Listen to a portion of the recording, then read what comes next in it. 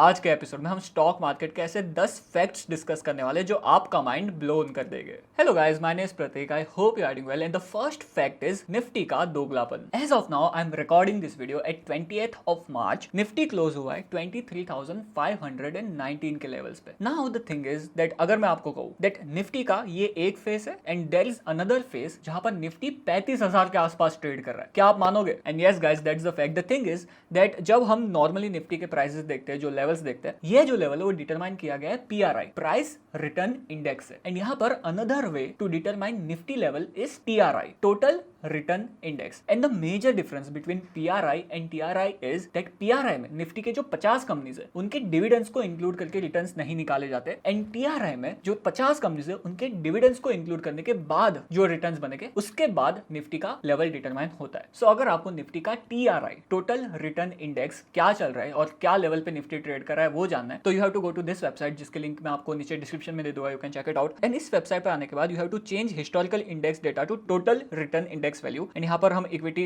Index type कर देंगे, select equity, and हम इंडेक्स सिलेक्ट कर देंगे निफ्टी 50। एंड यहाँ पर 27 मार्च टू 28 मार्च हम टाइम पीरियड डिसाइड कर लेते हैं। एंड यहाँ पर यू कैन सी दैट 28 मार्च 2025 को टीआरआई मेथड के जरिए अगर हम निफ्टी कैलकुलेट करें तो निफ्टी का लेवल हो जाता है 35,054 के लेवल्स के आसपास। सो यू कैन सी दैट जो नॉर्मल निफ्टी है वो फिलहाल ट्रेड कर रहा है 23,519 के लेवल पे, बट जो टोटल रिटर्न इंडेक्स जहां पर डिविडेंड को इंक्लूड करने के बाद निफ्टी ट्रेड कर रहा है 35,054 के लेवल्स पे। And now you might be questioning that ये दो लेवल्स निकालने की जरूरत क्या पड़ी। So the thing is there was a major problem जब म्यूचुअल फंड का परफॉर्मेंस अगर किसी इन्वेस्टर को डिटरमाइन करना है तो। क्यों? क्योंकि देयर वाज अ बेंचमार्क। जैसे फॉर एग्जांपल अगर हम Axis small cap fund, just a random example it is, so Axis small cap fund का बेंचमार्क हो जाता है BSE 250 small cap. Now the thing is that अगर fund manager BSE small cap 250 के PRI, price return index को beat कर रहा है, सो उसमें तो डिविडेंड इंक्लूड नहीं हुआ है। So that is a wrong parameter to determine और टू जज जो फंड मैनेजर उसका परफॉर्मेंस एंड ऑल्सो इस म्यूचुअल फंड का परफॉर्मेंस। एंड इसी प्रॉब्लम को सॉल्व करने के लिए TRI, टोटल रिटर्न इंडेक्स निकाल गया। एंड नाउ जितने भी म्यूचुअल फंड है उनके बेंचमार्क अगर आप नोटिस करोगे तो TRI रहते हैं, टोटल रिटर्न इंडेक्स रहते हैं, ना कि PRI। And that is the major difference between PRI Nifty के लेवल्स एंड TRI निफ्टी के levels. Moving ahead, the second fact, who determines that index में कौन कौन सी कंपनीज रहेगी। And we all know that 20th March आज ही दो कंपनीज निफ्टी में नई ऐड होगी एंड दो कंपनीज निफ्टी में से निकलेगी। कौन सी वो दो companies? The first one is Zomato, जो नई कंपनी ऐड हो रही है निफ्टी में, and the second one is Jio financial, जो ऐड हो रही है निफ्टी में। एंड टू कंपनीज जो निकाली जा रही है निफ्टी में से वो है first Britannia and the second one is BPCL। Now कौन डिटरमाइन करता है, कौन डिसाइड करता है दैट कौन सी कंपनीज निफ्टी में से निकलेगी एंड कौन सी कंपनीज निफ्टी में ऐड होगी? एंड यहाँ पर निफ्टी खुद डिटरमाइन करता है free float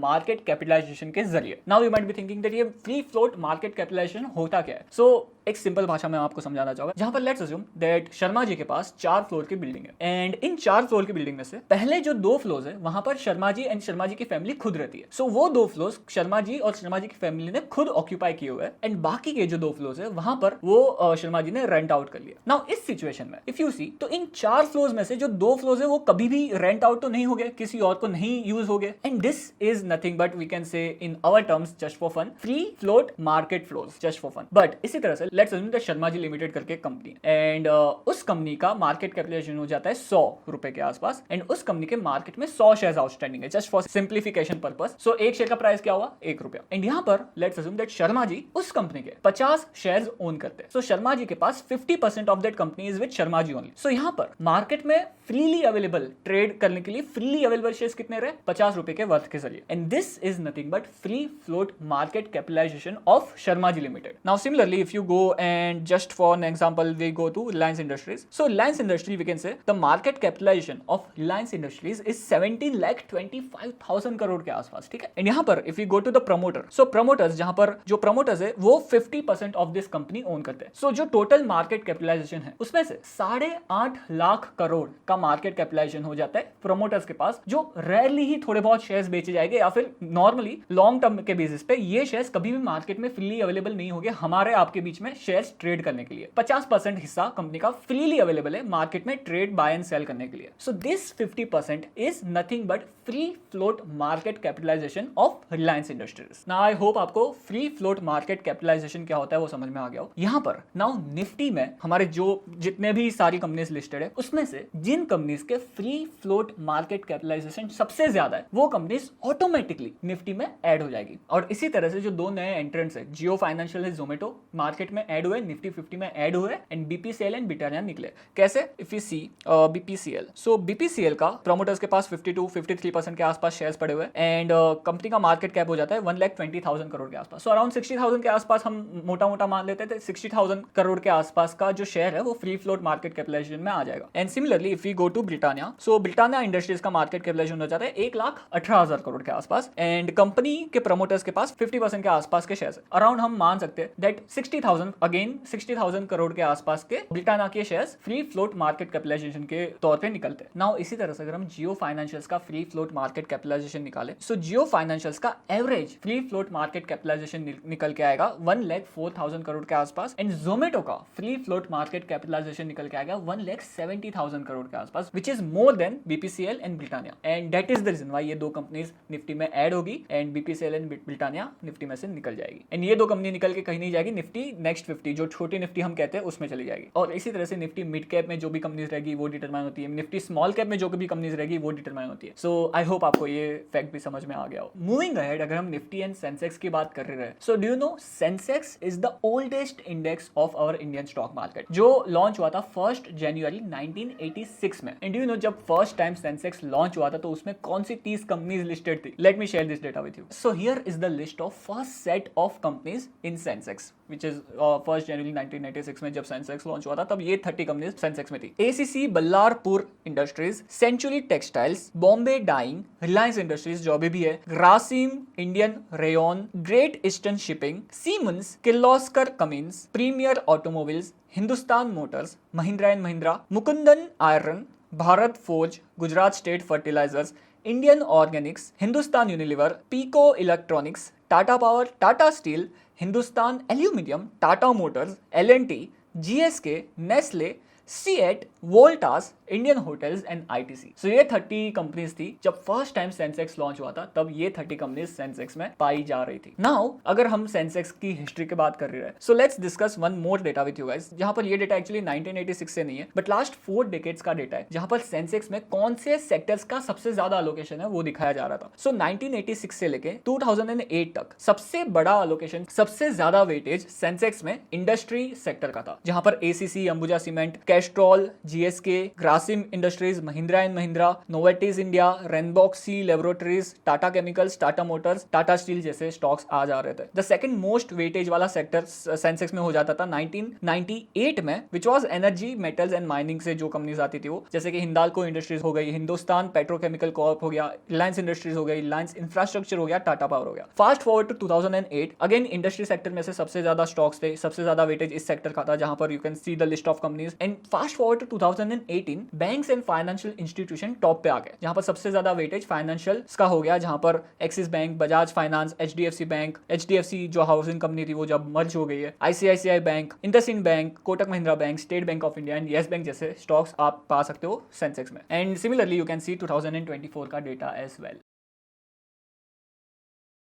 moving ahead, do you want to know that जो बिहेमोथ कंपनीज है राइट नाउ इंडिया की, जैसे कि रिलायंस इंडस्ट्रीज जिसका मार्केट कैपिटलाइजेशन हो जाता है 17,25,000 करोड़ के आसपास, जैसे कि आईटीसी जिसका मार्केट कैपिटलाइजेशन हो जाता है 5,12,000 करोड़ के आसपास, इन सारी कंपनीज के मार्केट कैपिटलाइजेशन क्या थे आज से 30-35 ईयर्स के पहले। So let's find out. So यहाँ पर मेरे पास लिस्ट है top 50 companies according to market capitalization, कब की? 1992, 31 मार्च 1992 में कौन सी सबसे बड़ी 50 कंपनीज थी इंडियन स्टॉक मार्केट में लिस्टेड, उसकी लिस्ट है। यहाँ पर यू कैन सी टॉप पे आती है State Bank of India with market capitalization of 22,900 crore. एंड अगर हम आज देखें एसबीआई का मार्केट कैपिटलाइजेशन हो जाता है अराउंड 6,88,000 करोड़ के आसपास। सो यू कैन सी दैट कितनी ज्यादा वेल्थ जनरेट हुई है एसबीआई में। Similarly if you see the ITC which is the third top company in this list, जिसका मार्केट कैपिटलाइजेशन हो जाता है 9,100,000 करोड़ के आसपास, एंड आईटीसी का मार्केट कैपिटलाइजेशन अभी हो जाता है 5,12,000 करोड़ के आसपास। सो यू कैन सी कितना ज्यादा वेल्थ जनरेशन हुआ है, एंड यहाँ पर हम डिविडेंड गिन भी नहीं रहे। Similarly if you see fourth number पे आ जाते हैं रिलायंस इंडस्ट्रीज जिसका मार्केट कैपिटलाइजेशन सिर्फ 6,600 करोड़ के आसपास था, एंड अभी रिलायंस इंडस्ट्री का मार्केट कैपिटलाइजेशन हो जाता है 17,25,000 करोड़ के आसपास, which is huge wealth creation guys. Similarly if we see another company Hindustan Unilever जिसका मार्केट कैपिटलाइजेशन था सिर्फ 6,300 करोड़ के आसपास, एंड फिलहाल HUL ट्रेड करता है, HUL का मार्केट कैपिटलाइजेशन हो जाता है अराउंड 5,32,000 करोड़ के आसपास। सो यू कैन सी दैट कितनी ज्यादा वेल्थ जनरेशन हुई है इंडियन स्टॉक मार्केट में in last 2 to 3 decades. Similarly, if we see some of the companies are not even listed on the stock market now, but these are all the companies जो top companies हुआ करती थी इन 31st मार्च 1992 के duration में। And last companies की अगर हम बात करें तो अशोक लेलैंड आ जाते हैं, जहां पर अशोक लेलैंड का मार्केट कैपिटलाइजेशन हो जाता था सिर्फ 1,000 करोड़ के आसपास, एंड फिलहाल अशोक लेलैंड का मार्केट कैपिटलाइजेशन हो जाता है अराउंड 59,000 करोड़ के आसपास। And similarly you can just have a look on all these companies and determine that कितना ज्यादा वेल्थ क्रिएशन हुआ है in Indian stock market.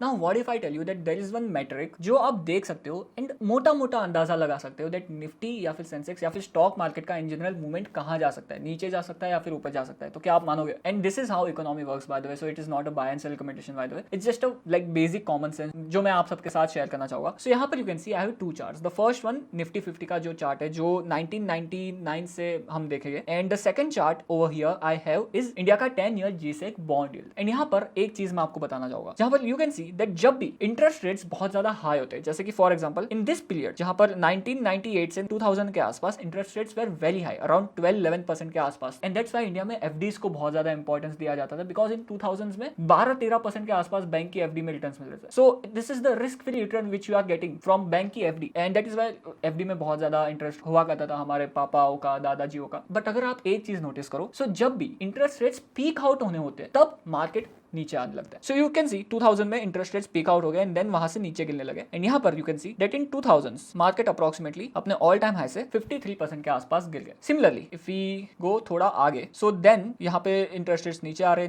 Which is a good thing, but then interest rates फिर से ऊपर जाने लगे, एंड ये टाइम ड्यूरेशन में मार्केट भी थोड़ा बहुत ऊपर नीचे होते रहेगा। बट जहां पर इंटरेस्ट रेट्स पीक आउट हुए, सो यू कैन सी कहां पर इंटरेस्ट रेट्स पीक आउट हुए इन 2008। यहाँ पर यू कैन सी दैट 2008 में इंटरेस्ट रेट्स पीक आउट हुए एंड देन ड्रास्टिकली गिर गए, एंड वी ऑल नो 2008 में फाइनेंशियल क्राइसिस हुआ था, and because of that in 2000 यहाँ पर this is a really good bull run we had during 2002 to 2007 2008 के दौर पे, and then 2008 में because of the financial crisis market अपने ऑल टाइम हाई से अराउंड 63-65% के आसपास गिर गया। सिमिलरली अगर हम थोड़ा और आगे जाए, सो यहाँ पर you can see interest rates peak out हुए अराउंड 2014 के टाइम ड्यूरेशन में, and again if we go on 2014, so you can see यहाँ पर मार्केट ने हल्की सी गिरावट दिखाई थी, it was not a major गिरावट बट हल्की सी गिरावट दिखाई थी अराउंड 23% के आसपास। Similarly if we move forward again, so यहाँ पर यू कैन सी फिर से इंटरेस्ट रेट्स नीचे आने लगे which is a good thing for market, but then interest rates peak out हुए in 2019। Over here you can see in 2019 में interest rate peak out हुए अराउंड 8% से इंटरेस्ट रेट्स नीचे आने लगे, एंड यहाँ पर we can see that in Covid times जो मार्केट है अराउंड 34-35% के आसपास गिर चुके थे, एंड यहाँ पर यू कैन सी फिर से इंटरेस्ट रेट्स ऊपर जा रहे हैं, and the market have been like really good in these time duration. So यहाँ पर हमें एज एन इन्वेस्टर क्या पता चलता है वो मैं आपको समझाना चाहूंगा। सो फॉर एग्जाम्पल जब इंटरेस्ट रेट्स ऊपर होते हैं तो गवर्नमेंट खुद 8-8.5% के आसपास फिक्स्ड इनकम दे रही है इन्वेस्टर्स को, एंड यहाँ पर बिकॉज अभी लेट्स अज्यूम दैट आप इन्वेस्टर हो, आपको पता है कि गवर्नमेंट मुझे 8% के आसपास दे रही है, and stock market on an average 12% के आसपास देती है जो रिस्की रिटर्न्स है, एंड गवर्नमेंट आपको 8% दे रही है, तो जो बैंक्स या फिर एनबीएफसीज या फिर अगर आप डेट फंड्स में इन्वेस्ट करोगे तो आपको अराउंड 11% के आसपास 10% के आसपास के रिस्क फ्री रिटर्न्स मिल जाएंगे। So what you will do as an investor, आप स्टॉक मार्केट से पैसा निकालोगे एंड डेट फंड्स या फिर गवर्नमेंट सिक्योरिटीज में इन्वेस्ट कर दोगे, एंड जिससे क्या होगा मार्केट में लिक्विडिटी कम हो जाएगी, and because of that selling pressure आ जाएगा स्टॉक मार्केट में एंड स्टॉक मार्केट नीचे आने लगेगा, and this is what happens जब इंटरेस्ट रेट्स बढ़ जाते तब। So as an investor you can just like track कि इंटरेस्ट रेट्स कहां जा रहे हैं, and as we all know that फिलहाल जो इंटरेस्ट रेट्स है वो अराउंड 7% के आसपास चल रहे हैं, and RBI repo rates cut भी कर रहा है, so it's a good thing for stock market. But आप ऐसे थोड़ा अंदाजा लगा सकते हो कि मार्केट कहां जा सकता है इंटरेस्ट रेट्स को देख के।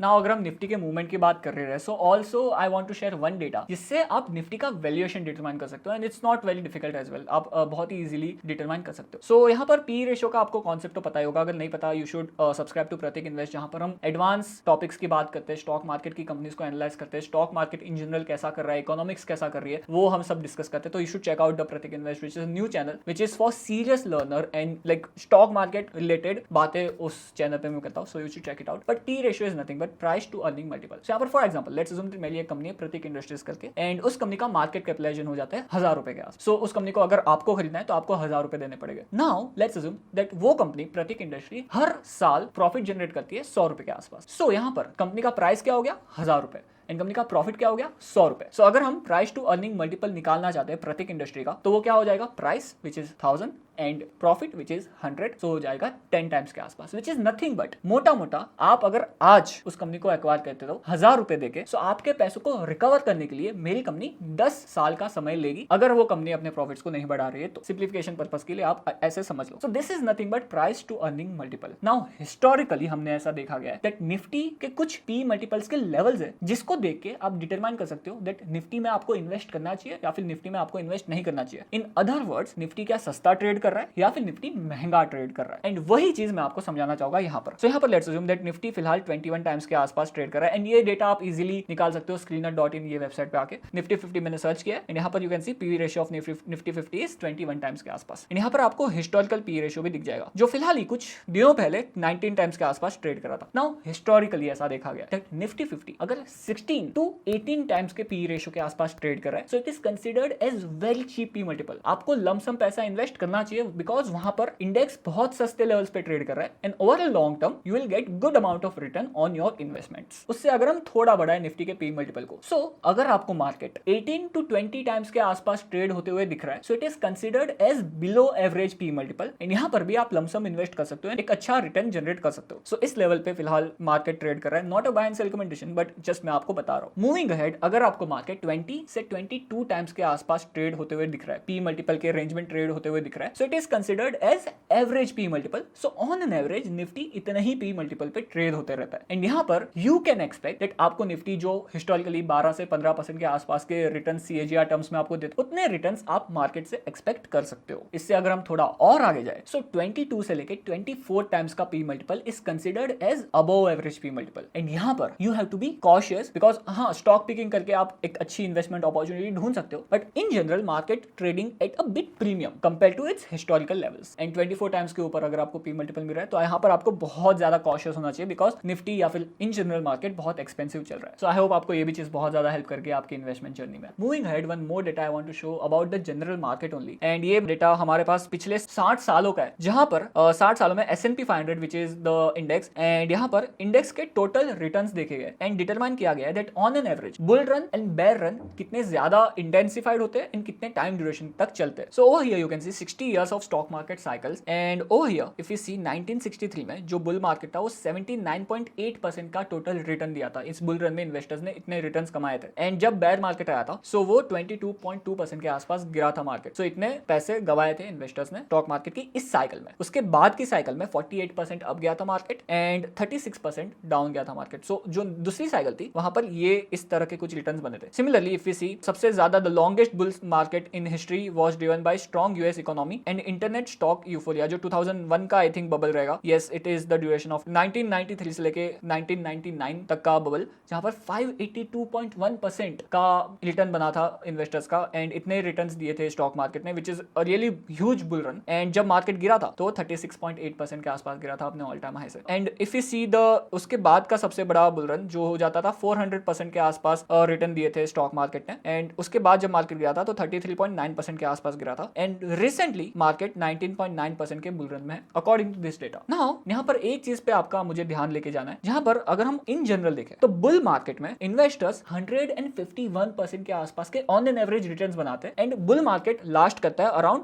51 मंथ्स के आसपास। ये 60 साल का डेटा डिटरमाइन करके ये आउटकम निकाला गया है, ये कंक्लूजन निकाला गया है। एंड अगर हम बेयर मार्केट की बात करें सो 34.2% इन जनरल मार्केट गिरता है बेयर मार्केट में, and 11.1 month in general bear market चलता है। So you can see that जब मार्केट बढ़ता है तो ऐसे सीढ़ी जैसे चढ़ते हैं वैसे बढ़ता है, बट जब क्रैश आता है, जब मार्केट गिरता है तो it's like just jumping out of the window only. So market ऐसे ड्रास्टिकली गिर जाता है, एंड वो ड्रास्टिक गिरावट में हम बहुत ज्यादा पैनिक कर जाते हैं एंड हमारे सारे शेयर्स को बेच के निकल जाते हैं। But this is the data which I wanted to show you, and this is the truth, this is the fact I wanted to show you that जो बुल मार्केट रहते हैं वो ज्यादा रहते हैं एंड ज्यादा इंटेंसिफाइड रहते हैं compare to bear market. Moving ahead, one more interesting truth जो मुझे आप सबके साथ शेयर करना है, and again this truth is also not in terms of Indian stock market but US में में ये स्टडी हुई गई थी, जहां पर इस स्टडी के बाद पाया गया कि मोटा मोटा 90% के आसपास के एक्टिव फंड मैनेजर्स मार्केट को बीट नहीं कर पाते over a long duration of time. So this is in a way कि हम जो म्यूचुअल फंड्स में इन्वेस्ट करते हैं, एक्टिव म्यूचुअल फंड्स में इन्वेस्ट करते हैं, उसके ऊपर ये क्वेश्चन आ जाता है दैट क्या इंडेक्स इन्वेस्टिंग अच्छी है या फिर म्यूचुअल फंड इन्वेस्टिंग अच्छी है। एंड इसके बारे में भी हम इस पॉइंट में डिस्कस करेंगे, but first I want to show you the data. So अगर हम एक साल के ड्यूरेशन में डिटरमाइन करें, सो यहाँ पर global average under performance rates बताए गए, जहां पर अगर हम एक साल का ड्यूरेशन ले, सो 76% ऑफ टाइम्स जो इंटरनेशनल इक्विटी है वहां पर अंडर परफॉर्मेंस देखा गया compare to index. And local equity की बात करें तो 64% ऑफ टाइम्स अंडर परफॉर्मेंस देखा गया compare to index. And 50% of time जो फिक्स्ड इनकम के भी जो इंडेक्सेस रहते हैं, 50% ऑफ टाइम अंडर परफॉर्मेंस देखा गया इन 1 ईयर टाइम होराइजन। एंड इसे अगर हम लॉन्ग टर्म में देखें, 10 साल के टाइम ड्यूरेशन में देखें, सो 10 साल के टाइम ड्यूरेशन में वी कैन सी दैट जो एक्टिव फंड मैनेजर्स है वो 90% ऑफ टाइम्स इक्विटीज को बीट नहीं कर पाए, बिकॉज 90% अंडर परफॉर्मेंस देखा गया है active funds and passive funds के बीच में। सिमिलरली अगर हम लोकल इक्विटी की बात करें तो 85% ऑफ टाइम्स अंडर परफॉर्मेंस देखा गया है। एंड जो फिक्स्ड इनकम की बात करें तो 81% ऑफ टाइम्स अंडर परफॉर्मेंस देखा गया है। सो दिस क्वेश्चंस अस कि क्या हमें एक्टिव फंड्स में हमारा पैसा डालना चाहिए या फिर पैसिव फंड में। And similarly on this website more studies has been published and you can see that जो SPIVA year end 2023 active funds versus that benchmark US equity का ये डेटा है लास्ट 20 इयर्स का। And you can see majorly underperformance देखा गया है domestic funds में भी, मिड कैप फंड्स में भी, मल्टी कैप फंड्स में भी, लार्ज कैप फंड्स में भी, स्मॉल कैप फंड्स में भी। So you can see that like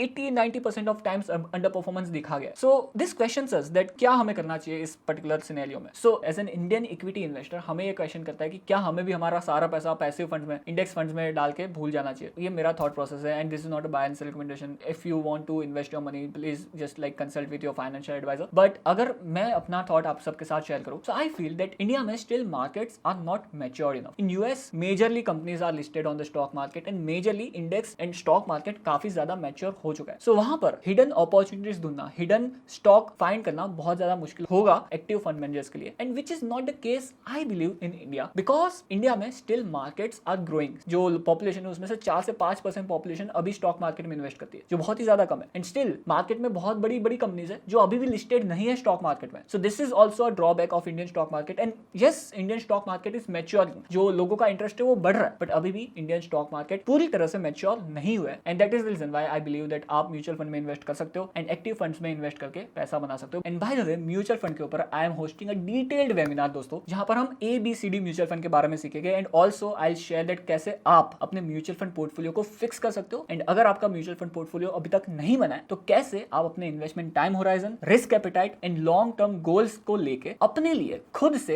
एक म्यूचुअल फंड पोर्टफोलियो बिल्ड कर सकते हो। And all these things and many more we are going to discuss in this webinar. And the price of the webinar is also I kept it very low because I want that ज्यादा से ज्यादा लोग इस webinar को attend कर पाए and अपने लिए म्यूचुअल फंड पोर्टफोलियो बिल्ड कर पाए, म्यूचुअल फंड की बेसिक नॉलेज ले पाए एंड जो म्यूचुअल फंड डिस्ट्रीब्यूटर्स रहते हैं उन पे डिपेंडेंट ना हो। And because of that I kept the price of this webinar very very low. And 2 movie ticket के प्राइस में आपको ये वेबिनार अटेंड करने मिल जाएगा। And the value you will get after attending this webinar would be immense. And I guarantee you that इस webinar के बाद you will be the master of mutual fund investing. And trust me guys, हमारे जैसे भोले भाले retail investors के लिए mutual fund investing is the best option we have to build and grow our wealth. So direct stock picking is overrated and mutual fund investing is underrated. And इसी के साथ I just want to urge you कि you can just join the webinar. The link would be down in the description below and be the part of this webinar. So looking forward to see you all in that webinar. Moving ahead, we all know that market open होते हैं 9:15 को and बंद होते हैं 3:30 को, but that's not true. Market 15 minute पहले open होते हैं, 9 बजे ओपन हो जाते हैं and market close होता है 4 बजे के आसपास. So in this 15 minutes, what happens that I want to share you. And ये जो 15 मिनट का सेशन रहता है जहां पर जो नॉर्मल बाइंग एंड सेलिंग होती है उसके पहले का 9 बजे से लेके 9:15 बजे तक का जो 15 मिनट का सेशन होता है उसे हम कहते हैं प्री ओपन मार्केट सेशन. सो यहाँ पर पहले 8 मिनट में 9 बजे से लेकर 9:08 तक जो सारे ऑर्डर्स रहते हैं वो कलेक्ट किया जाते हैं एंड साथ ही साथ जो प्री मार्केट ऑर्डर्स रहते हैं, जो आफ्टर मार्केट ऑर्डर्स जो इन्वेस्टर्स प्लेस करते हैं, उन ऑर्डर्स को कलेक्ट किया जाता है एंड देन 9:07 से 9:08 के टाइम ड्यूरेशन में ये जो ऑर्डर लेने का प्रोसेस है उसे बंद किया जाता है एंड उन ऑर्डर्स को एग्जीक्यूट किया जाता है. सो या प्री ओपन मार्केट सेशन में ये होता है. एंड जो पोस्ट क्लोजिंग सेशन होता है जो 3:40 से लेकर 4 बजे के आसपास चलता है. एंड बाय द वे इन दोनों सेशन में आप इक्विटी ऑर्डर्स ही एग्जीक्यूट कर सकते हो कैश एंड कैरी मॉडल पे. सो आप फ्यूचर एंड ऑप्शन में नहीं बाय कर सकते, आप ट्रेड नहीं ले सकते, इंट्राडे नहीं कर सकते. कैश एंड कैरी में you can just execute the delivery order जो इक्विटी ऑर्डर्स रहते हैं वो। एंड यहाँ पर अगर क्लोजिंग सेशन में जब आप ऑर्डर प्लेस करते हो तो आप as I told you market order place कर सकते हो CNC के तौर पे, तो आपको डिलीवरी लेनी पड़ेगी। एंड तब अगर आपका ऑर्डर एग्जीक्यूट होता है तो वो क्लोजिंग शेयर का क्लोजिंग प्राइस रहेगा, उस प्राइस पे एग्जीक्यूट होगा। सो लेट्स अज्यूम ITC 400 रुपए के प्राइस पर क्लोज हुआ आज, just for example, I don't know क्या प्राइस चल रहा है ITC का, बट लेट्स अज्यूम 400 रुपए के प्राइस पे क्लोज हुआ, तो आपका जो ऑर्डर एग्जीक्यूट होगा वो 400 रुपए के प्राइस पे एग्जीक्यूट होगा और 400 रुपए पे आपको ITC के शेयर्स मिल जाएंगे अगर आप पोस्ट क्लोजिंग सेशन में ये ऑर्डर प्लेस करते हो तो। And moving ahead, the last fact I wanted to share you about the stock market is that there is a platform of NSE जिसका नाम है NSE इमर्ज, जहां पर स्मॉल एंड मीडियम एंटरप्राइज से जो कंपनीज रहती है वो लिस्ट होती है। सो IPO लेके आ सकती है स्मॉल एंड मीडियम एंटरप्राइज की कंपनीज एंड मार्केट से पैसा उठा सकती है, लोगों से पैसा उठा सकती है। एंड बिकॉज ये कंपनीज बहुत ज्यादा छोटी रहती है एंड इन्हें पैसा रेज करना बहुत ज्यादा डिफिकल्ट हो जाता है, because of that NSE emerge ने ये प्लेटफॉर्म बनाया है स्मॉल एंड मीडियम एंटरप्राइजेस के लिए, जहां पर कंपेयर टू जो नॉर्मल कंपनीज रहती है उनके कंपेयर में इन कंपनीज को कंप्लायंस बहुत कम रहते हैं लिस्टिंग के। And I think half yearly basis पे ये सारी कंपनीज अपने रिजल्ट्स पब्लिश करती है अपने इन्वेस्टर्स के साथ। एंड ऑल्सो अगर आप इन कंपनीज में इन्वेस्ट करना चाहते हो तो you can't buy just one share, आपको लॉट्स रहते हैं, वो लॉट्स में बाय करने पड़ते हैं इन कंपनीज के shares. So for example if you see one of the company जो SME में लिस्टेड है, so this company over here if you see Party Cruiser Limited, so if you buy Party Cruiser Limited तो यहाँ पर आपको quantity 1000 दिखेगी। So one lot of this particular company is 1000 के आसपास, सो आपको 1000 शेयर्स बाय करने ही पड़ेंगे। Similarly one more company over here is Jeena Sikho life care limited, जो एक हॉस्पिटल, इसके बारे में मैंने डिटेल में इस एपिसोड में डिस्कस किया मेरे नए चैनल पे, so you can check it out. But over here the lot size is 90 shares के आसपास, सो आपको 90 या फिर उसके मल्टीपल में ही आपको बाय करना पड़ेगा, आप एक या दो शेयर्स नहीं ले सकते। And similarly if you go on Jeena Sikho life care limited on screen and over here you can see half yearly basis पे कंपनी अपने रिजल्ट्स अनाउंस करती है मार्च 2020, सितंबर 2020, मार्च 2022, सितंबर। सो मार्च एंड सितंबर में ये कंपनी अपने रिजल्ट्स अनाउंस करती है। And yeah over here you can find all the details and this is really good that ये कंपनी ट्रांसक्रिप्ट मतलब कॉन कॉल्स भी अरेंज करती है, PPT and all this company provide. तो yeah these are the companies जो small and medium enterprises है and NSE Emerge इस platform पे लिस्टेड है। So these are a bit different companies, like not different but smaller companies जो अलग platform पे listed है and you can buy there shares in lots, not in quantity कि एक या दो क्वांटिटी या फिर जो आपकी मनचाही क्वांटिटी उसमें नहीं खरीद सकते, आपको लॉट्स में ही खरीदने पड़ेंगे। And there are lesser compliance compare to जो नॉर्मल लिस्टेड कंपनीज होती है स्टॉक मार्केट में उनके compare. So I thought that ये फैक्ट भी आपके लिए थोड़ा इंटरेस्टिंग हो सकता है। ऑन दैट नोट गाइस, अगर आपको कोई फैक्ट पता है जो मैंने कवर नहीं किया इस वीडियो में, so just let us know in the comment section below. ये मुझे भी हेल्प करेगा मेरी नॉलेज को बढ़ाने के लिए एंड इस कम्युनिटी को भी हेल्प करेगा उनकी नॉलेज बढ़ाने के लिए। And as always thank you so much for watching this episode. By the way, अगर आप इंटरेस्टेड हो म्यूचुअल फंड के वेबिनार में पार्टिसिपेट होने के लिए, so link is down there in the description below with all the details. And आपको होना भी चाहिए अगर आप म्यूचुअल फंड में कंफर्टेबल नहीं हो इन्वेस्ट करने के लिए, because mutual fund is a very simple machine जो आप यूज कर सकते हो अपनी वेल्थ को एक्सपांड करने के लिए on a longer period of time. And यहाँ पर हम सारी ही चीजें कवर करेंगे, each and everything we are gonna discuss in this webinar about mutual funds. So you should participate in this webinar. And on that note, thank you so much for watching this episode. As always, subscribe. Jai Hind.